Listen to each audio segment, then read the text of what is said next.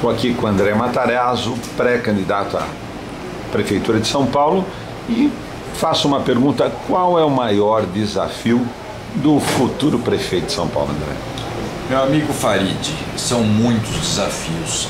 O primeiro deles é conseguir reverter tudo que deixou de ser feito nessa gestão. E te dou um exemplo triste. Você viu esse fim de semana enchentes no Jardim La Pena, no Jardim e no Itaim Paulista. Você vê o que é consequência do quê? Da falta de limpeza de piscinões, falta de limpeza de córregos. O Aricanduva transbordou de novo, há muitos anos não acontecia isso. Da mesma forma, o Pirajussara também, que desde que foi feito o piscinão da Sharp não acontecia. Não é o excesso de chuvas, é a limpeza, a obstrução de galerias, tudo, enfim, botar a cidade em ordem. Uma agravante que torna aí sim um grande desafio. A agravante é uma situação econômica dramática pela qual passa o país, com aumento de desemprego, com aumento de inflação, com a queda da arrecadação dos estados e municípios, por consequência teremos menos dinheiro.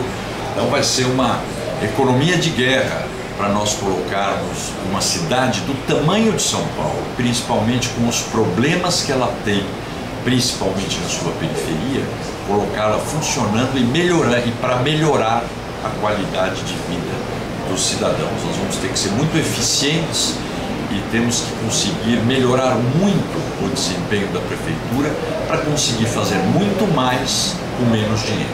Agora, os Estados Unidos passaram por uma quebra da Bolsa de Nova York, a crise de 1929, e para a superação dessa crise, em boa medida, foi importante as obras públicas, construção, várias construções, de tal forma que gerasse emprego.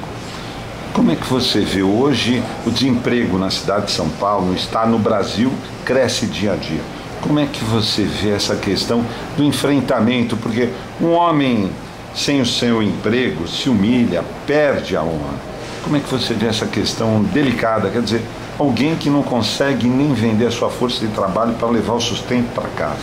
Bom, é nós tentarmos, e você falou uma coisa certa, nos Estados Unidos teve a crise, mas superou a crise, porque não ficaram chorando e imediatamente tomaram providências. Nós, agora em 2008, tivemos uma crise mundial grave, o mundo inteiro procurou se ajustar, o Brasil entendeu que era uma marolinha, que isso passava e não se ajustou. Isso foi inchando o seu Estado. Hoje você tem o Estado, poder público, endividado e com receita pequena, impedindo que ele toque obras e, portanto, que ele gere empregos. E não consegue mais. E, infelizmente, no Brasil, o Estado é muito grande.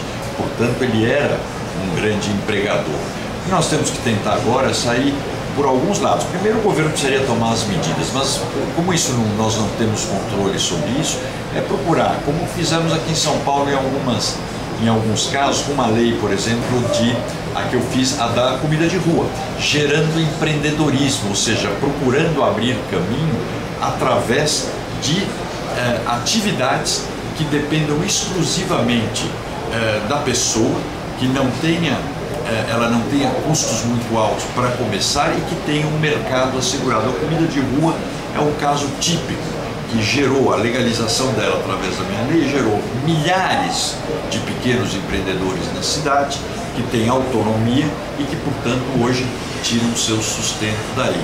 E nós temos que pensar outras medidas nesse caso, e como eu disse anteriormente, procurar reduzir custos desnecessários dentro da área pública, para que algumas obras possam continuar e outros programas que geram emprego também possam continuar. É cortar despesas desnecessárias para que o essencial possa continuar. E por último, essa questão de alguns que falam a respeito da privatização, a diminuição da interferência do Estado em determinadas atividades e buscar um Estado mais. Como é que você vê essa questão da privatização? Bom, acho que tudo depende do quê e tudo deve ser discutido. O governo federal fez um amplíssimo programa de privatização no nosso governo, discutido com o Congresso Nacional, discutido com a população e implementado com grande sucesso. No caso da prefeitura, ela tem muito pouca coisa que possa interessar a alguém. né? Até porque a maioria dos serviços que a prefeitura tem são serviços serviços de utilidade pública quase que essenciais, mas tem coisas que você pode melhorar o desempenho fazendo PPP. Esse é o caso, por exemplo, do serviço funerário. Parceria público-privada. A parceria público-privada ou na própria a gestão de cemitérios, por exemplo, através de OS, enfim, tem caminhos, mas eu acho que privatização ou esse tipo de coisa tem que ter discussão com a sociedade e discussão com o legislativo. Legal, André, sucesso aí na sua empreitada, na sua caminhada, e você não para de trabalhar. Farid, eu estou há 22 anos no setor público, na área pública, e sou apaixonado pela área pública. Tive uma trajetória, como eu sempre digo, interessante, porque tive a oportunidade de ser secretário do Mário Covas, de ser ministro do Fernando Henrique, secretário do Geraldo Alckmin, secretário do Serra, e ocupei cargos nas diversas esferas do poder público. E me encantei pela cidade de São Paulo. Por isso, desde que eu entrei na prefeitura em 2005, eu venho me especializando na cidade para um dia, se Deus quiser, ser prefeito dela. Aliás, se Deus quiser, se os militantes do PSDB quiserem. Então, para encerrar, pede o voto, é isso. Qual é o seu recado para o militante, para o filiado do PSDB?